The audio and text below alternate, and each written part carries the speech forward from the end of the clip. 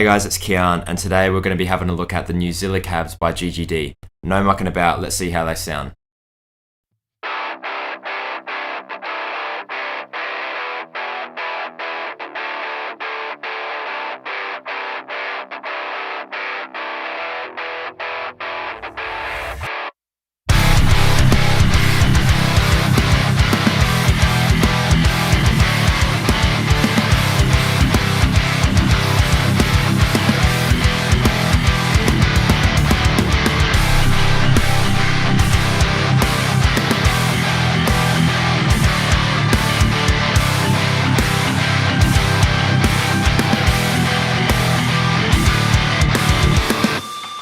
Before we get stuck into it, I just want to take a few moments to talk about DistroKid. DistroKid is an online service that will put your music onto popular streaming platforms like Spotify, Apple Music, Google Play, and over 150 more. You've put in the time and effort to make something that you're really passionate about and you don't even know where to start.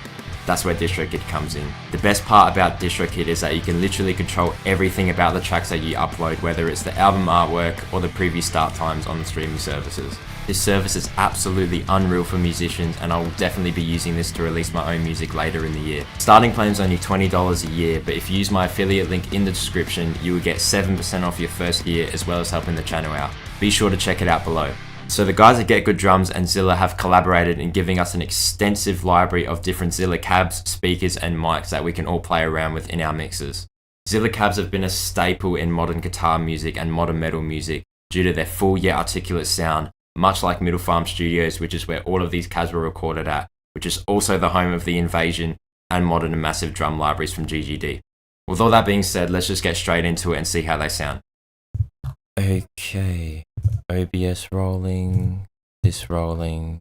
Okay, good. Now, you're probably wondering why the lighting is different and it looks like it's nighttime. That is because I recorded this whole section, went to work, came back with the impression that I would edit the video, and upon coming to this section, I realized that the video is corrupted and now I have to start again.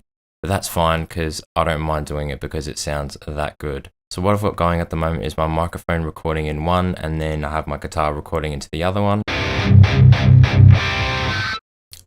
So I've got like an instance of G-Tune, just like a little quick tuner plugin, really good. For a nameless. Now these settings, I've turned the cabs off obviously because I'm going to be using the Studio Cab Zilla.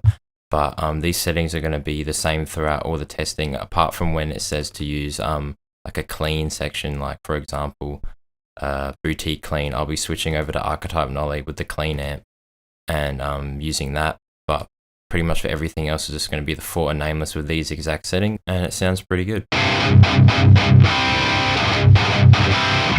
So now I'm just going to go through everything in the plugin one by one so you guys get a feel of all the different stuff in it, like the cabs, the speakers, the mics and all the features, so you can kind of get a feel on how to use it in your own mixes. So starting off with the cabs, we got the Studio Pro 2x12, the Fat Boy 2x12, which is probably the most popular, the Fat Baby 1x12, the Ported 1x12, the Super Fat Boy 2x12, Vertical 2x12, Oversized Angled 4x12, Standard Basketball 4x12, and the Oversized Straight 4x12. And with each of these cabinets comes a different set of speakers for each cabinet. For example, if I pick the Fat Boy 2x12, it'll come with a Vintage 30 and a Creamback H. But if I pick an Oversized Angled, it'll come with a G12K 100 and a V30 UK. Every cab is different, it just depends on the speaker that sounds best for the cab. However, all the mics are same throughout, so no matter what speaker and what cabinet you pick, it'll always have the same mics. There are so many options you can pick with these mics, it's almost a little bit overwhelming, but once you use these presets, you kind of get an idea of how they're meant to be used and you can apply it to your own playing. So then moving on, we have a mute, a solo, a phase, and then like a stereo pan left and right, so you can kind of set where you want that specific mic to sit, as well as a fader for each of the channels where you can adjust the level of each mic. And on the bottom of every channel, you also have like a microphone control where you can control how close it is to the cab and how far away it is. The closer it is to the cab, you get more of that bass response, and the further away you push it, you'll kind of get more roomy.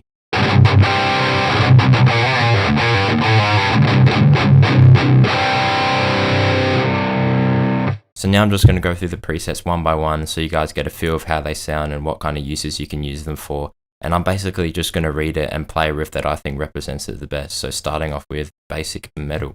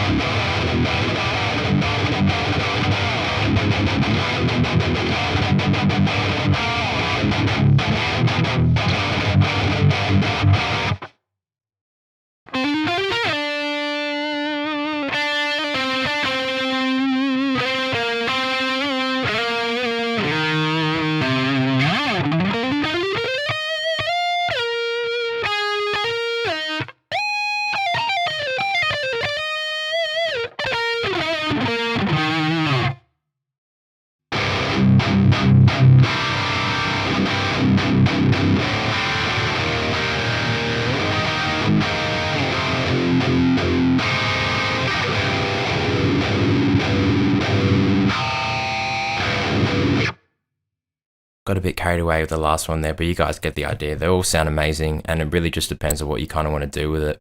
Personally, my favorite is probably the Creamback 30 Fat Boy, because I did use it in the song that you guys heard at the start, which I will go through in a minute. But if I had to make one myself, I'd probably do something like this. I'd probably try chase that Periphery Juggernaut tone, because I'm pretty sure they used a Fat Boy 2x12, which was loaded with a Vintage 30 and a Creamback. And my guess is that the Vintage 30 would have been mic'd with one SM57 and then another off-axis. And then with the Creamback H, I would have had to guess that one would have been mic'd with the SM57, and then the other maybe like an MD421, just to get those lower frequencies in there. I have played with the little fader settings, but this is what it sounds like.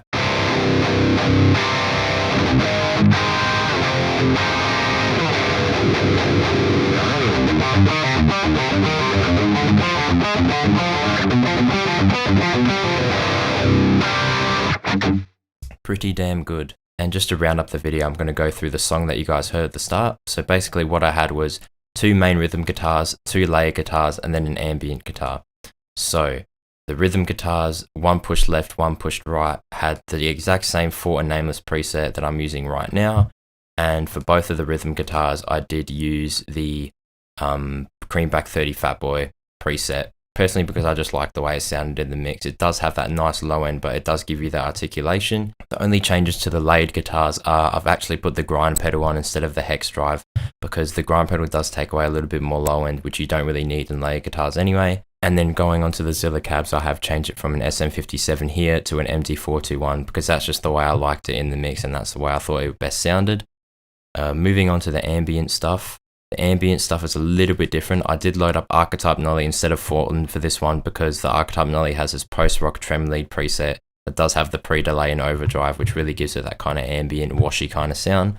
And then I just loaded it up with thick vintage lead because it does have that kind of like classic lead sound, like kind of scooped, and it does work well with the ambient stuff, so I put that on, and then just like a little bit of extra reverb on the end of it, nothing too fancy.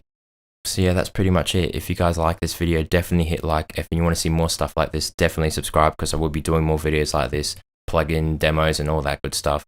I'm pretty sure NeuroGSP have a new plugin coming out tomorrow, so hopefully I can get one out before the weekend ends. But until next time, I'll catch you guys later. Ciao.